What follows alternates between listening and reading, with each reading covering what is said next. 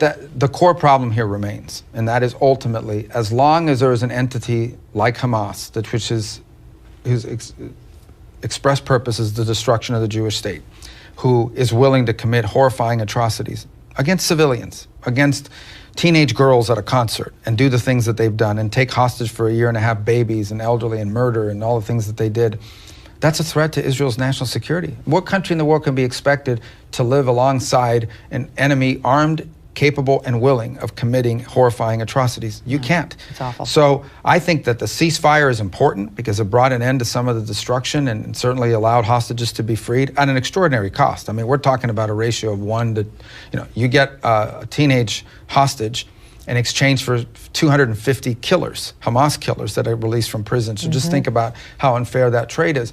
But it tells you how much, we value life compared to what the other side, the Hamas animals, view this. Now, that said, the real challenge here is going to be what happens when the ceasefire period expires. Who's going to govern Gaza? Who's going to rebuild Gaza?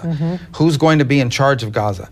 Because if the people who are in charge of Gaza are the same guys that created October 7th, then we still have the same problem. Past is prologue. It is. And so now the good news in the region is in Lebanon, we have a government that hopefully will become more powerful than Hezbollah in the Lebanese government, and there's a ceasefire that was extended there that ultimately will lead to that. In Syria, a group has taken over. These are not guys that would necessarily pass an FBI background check per se. No, would not be coming over for Sunday dinner. But if there's an opportunity in Syria, if there is an opportunity in Syria to create a more stable place than what we've had historically, especially under Assad, where Iran and Russia dominated and where ISIS operated with impunity, we need to pursue that opportunity and see where that leads. And if you have a region in which you have a more stable Syria, a more stable Lebanon where Hezbollah is not able to do the things it does on behalf of Iran, a weakened Iran, who's now lost all of these proxies, it now opens the door to things like a deal between Saudi Arabia and Israel, which would change the dynamic of the region.